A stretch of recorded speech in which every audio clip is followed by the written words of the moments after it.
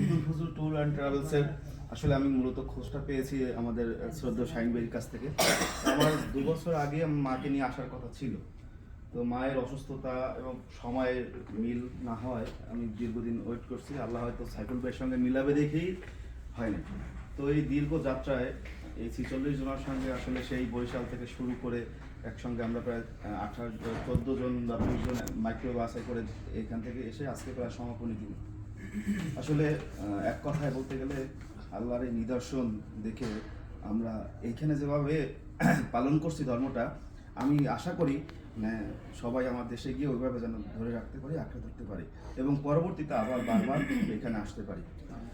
আর হলো এইখানে ভুল ত্রুটি, আমি অনেকের সঙ্গে কথা বলছি, আমার পক্ষ থেকে যদি কোনো ভুল ত্রুটি হয়ে থাকে আমাকেও সবাই ক্ষমা করবেন, সবার পক্ষ থেকে সবাইকে ক্ষমা করে দিবেন। আর আমি ইদুল ফজল ট্যুর অ্যান্ড ট্রাভেলসের উন্নতি কামনা করছি, সাইফুল ভাইয়ের নেক হায়াত কামনা করছি এবং বারবার আমাদের এইখানে ট্যুর মানে আসার জন্য, এখানে আল্লাহর ঘরে করার জন্য সে নিয়ে আসলে পারে সেই মানে তার সেই সাফল্য আমি কামনা করছি। সম্মানিত উপস্থিতি, এ পর্যায়ে মা বোনদের মধ্য থেকে কেউ কোনো